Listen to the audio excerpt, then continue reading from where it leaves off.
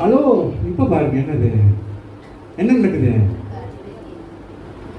அப்ப மன திருமணம் இயேசு என்ன செஞ்சாரு? நூற்றுக்கு அதிபதி வீட்டுக்கு வந்தாரு.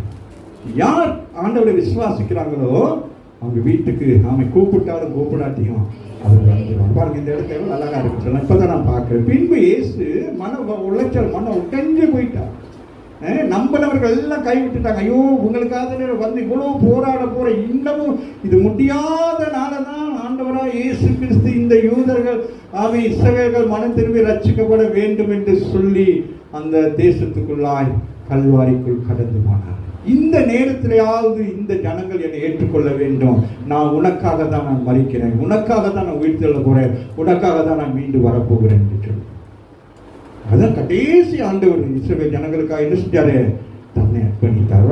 உனக்காக எனக்காக அல்ல, தன் ஜனங்களுக்காக தன் ஜீவனை கொடுத்தார்.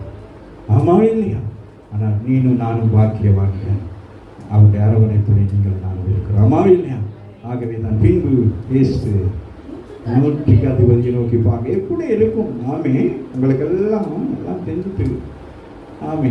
ஒரு புறஜாதி மனுஷன் வந்து விசுவாசத்தில் ஆமாம். இப்போ நீங்கள் வர்றீங்க, அது இயேசுவை பார்க்க வர்ற நேரம் இல்லை, ஒரு ஊழியக்காரனை பார்க்க வரீங்க, எங்கே ஒரு சபைக்கு வாருங்க, நீங்கள் ஒதுக்கப்படுங்க, நீங்களாங்க அங்கே போய் உட்காருங்க அப்படின்னு எப்படி இருக்கும்? நான் தானே இந்த சபைக்கு வந்து, நான் தானே ஜெபிக்க, இந்த சபையை நான் தானே கட்டினேன், நான் தானே சபைக்கு எல்லாம் உதவி செஞ்சேன், ஆமாம் எல்லாம் பண்ணினேன். ஆனால் என்ன செய்யலை? நான் இயேசுவை பற்றி கொள்ளவில்லை, ஊழியக்காரனை பற்றி கொண்டேன், ஊழியக்காரனுக்கு உதவி செஞ்சேன், ஊழியக்காரனை சிரிப்பை பார்த்தேன், ஊழியக்காரனோடு இருக்கிறது எனக்கு சந்தோஷமாக நினைச்சேன். ஆனால் இயேசுடைய கண்களிலே வருகிற கண்ணீரை நான் பார்க்கவில்லை, அவருடைய இருதயத்திற்கு வேதனை நான் அறியவில்லை. நான் உலக பிரகாரமாக இப்படியே வாழ்ந்துட்டு போகலாம்னு நினைச்சேன் அப்படின்னு தான் சொல்றாரு இயேசு. அப்படியே தலக்குஞ்சு நிற்கிறார். தெரியுதா? இந்த பிரஜாதி மனித நூற்றுக்கு அதிபதிக்கு முன்பதாக இயேசு என்ன செய்கிறாரு? வெக்கம். உன் புள்ள பிடிச்சிட்டு ரோட்டில் படுத்து கிடக்கிற இன்னொரு பிள்ளைக்கு நீ வந்து கை கொடுத்து பிளஸ் பண்ணி நீ போமா? நீ டாக்டராக இருக்க, நீ இன்ஜினியர் சொன்ன வெக்கம்.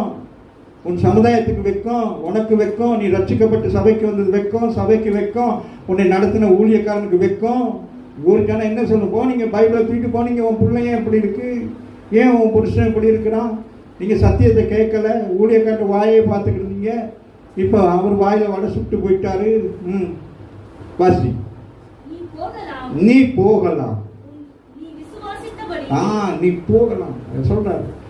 பிரதர், நீங்க போகலாம். கேப்பிட்டா விசுவாசம் என்னது? விசுவாசம் என்னது? வசனம் என்ன? விசுவாசம் என்னது?